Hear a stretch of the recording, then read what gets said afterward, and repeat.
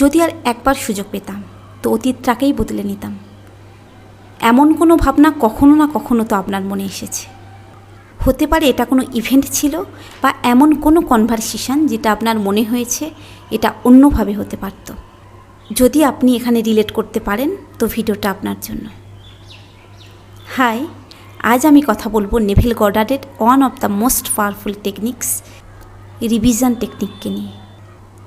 But শুরু করার আগে যদি চ্যানেলে নতুন হয়ে থাকেন অবশ্যই চ্যানেলটাকে সাবস্ক্রাইব করে নেবেন। কোনো রকম প্রশ্ন থাকলে কমেন্ট বক্সে জানাতে পারেন। আর যদি পার্সোনাল কোনো কোয়ারি থাকে তাহলে ডেসক্রিপশানে দেওয়া ইমেল নাম্বারে যোগাযোগ করতে পারেন। So let's start. অতীতের কোনো একটা ঘটনা যেটা আপনার লাইফে আনএক্সপেক্টেডভাবে ঘটে গেছে। সেই ঘটনাটা ঘটেছে তো অতীতে, বাট আপনার মনে সেটা আজও তাজা রয়েছে। আমাদের ব্রেনের আগে থেকে একটা প্যাটার্ন তৈরি হয়ে রয়েছে। এখন যখন কোনো ঘটনা আমাদের সামনে ঘটে তখন আমরা আমাদের প্যাটার্ন অনুযায়ী সেই ঘটনাটাকে একটা মিনিং দান করি এবং নিজেদের মতো করে একটা স্টোরি বানাই।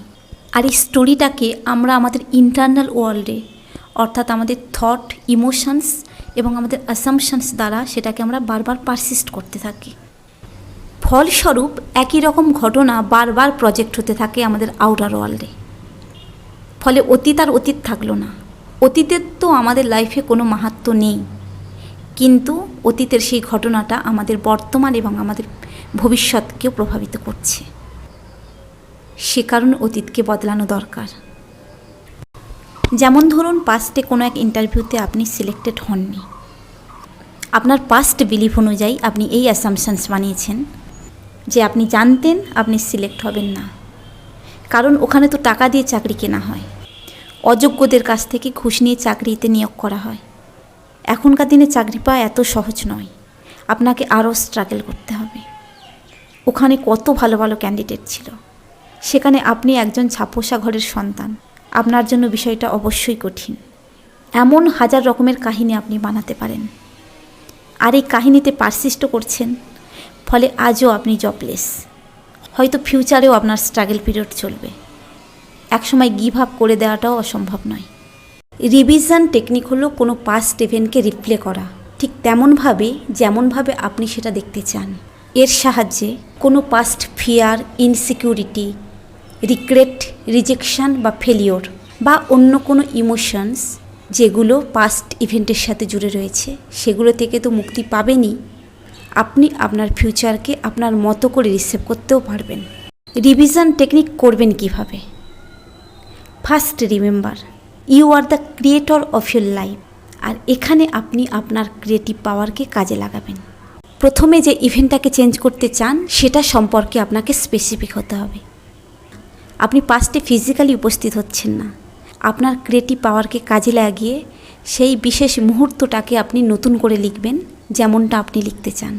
টেকনিক্স করার জন্য এমন এক সময়কে বাছবেন যখন আপনাকে কেউ ডিস্টার্ব করবে না, বা এমন একটা সময়কে বাছবেন যখন আপনি নিজেকে কনসেন্ট্রেট করতে পারবেন। দেন নিজেকে কমফর্টেবল পজিশনে রেখে চোখ বন্ধ করবেন। নিজেকে সম্পূর্ণভাবে রিল্যাক্স করার পর সেই ইভেন্টটাকে আপনি রিপ্লে করবেন আপনার ইমাজিনেশন দ্বারা, ঠিক যেন একটা মুভি চলছে আর এই মুভির স্ক্রিপ্ট রাইটার হলেন আপনি নিজে। ইভেন্টটা একই রয়েছে এবং ইভেন্টে উপস্থিত প্রত্যেকটা ব্যক্তিও একই রয়েছেন, বাট আপনি প্রত্যেকের জন্য এখন স্ক্রিপ্ট লিখেছেন।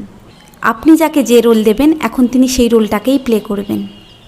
লাইক ইন্টারভিউর ইভেন্টটাকেই আপনি নিতে চান, তো নিজেকে দেখুন, আপনার সামনে যে বোর্ড মেম্বার্সরা রয়েছেন তাদেরকে দেখুন, নিজেকে দেখুন সম্পূর্ণ প্রিপেয়ার্ড এবং কনফিডেন্ট একজন ক্যান্ডিডেট রূপে।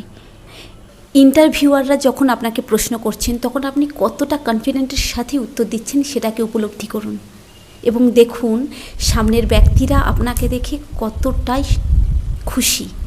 তারা সম্মতিসূচক মাথা নাড়ছেন যখন আপনি উত্তর করছেন। তারা এটা কনফেস করছেন যে আপনার মতো একজন ক্যান্ডিডেটকে বোর্ডে পেয়ে তারা কতটাই খুশি। তবে এমন নয় আমি যেভাবে বললাম আপনাকে সেভাবেই ইমাজিন করতে হবে। একজন ক্রিয়েটর হিসেবে আপনি বিষয়টাকে কেমনভাবে ভাবতে চান সেটা সম্পূর্ণ আপনার উপর নির্ভর করবে। এমনভাবে স্ক্রিপ্ট তৈরি করবেন যা আপনার জন্য ফেভারেবল হয়। এটা শুধুমাত্র পাস্ট ইভেন্টের জন্য নয়, এভরিডে লাইফেও আপনি এই রিভিশন টেকনিক ইউজ করতে পারেন। সারাদিনের এমন কোনো ঘটনা যা আপনার ক্ষেত্রে ফেভারেবল মনে হয়নি, সেটাকে আপনি চেঞ্জ করতে পারেন। টেকনিক্স করার সময় এমন ফিলিংস আনতে হবে যেন ঘটনাটা সত্যি সত্যি আপনার লাইফে ঘটছে। যখন ঘটনাটা আপনার কাছে সম্পূর্ণ সত্যি বলে মনে হবে, তখন এটা করা বন্ধ করে দেবেন। টেকনিক্স করার সময় এমন ফিলিংস আনতে হবে যেন ঘটনাটা সত্যি সত্যি আপনার লাইফে ঘটছে। যখন ঘটনাটা আপনার কাছে সম্পূর্ণ সত্যি বলে মনে হবে, তখন এটা করা বন্ধ করে দেবেন। আশা করি রিভিশন টেকনিক বিষয়ে অনেকটা ক্ল্যারিটি আনা গেল। তবে শুধুমাত্র শুনলে হবে না, যতক্ষণ না আপনার লাইফে আপনি প্রয়োগ না করবেন ততক্ষণ ল অফ অ্যাসাম্পশনের সুফল আপনি পাবেন না। সেজন্য এটাকে অ্যাপ্লাই করুন আর আপনার লাইফকে আপনি ঠিক তেমনভাবে রিক্রিয়েট করুন যেমন আপনি চান।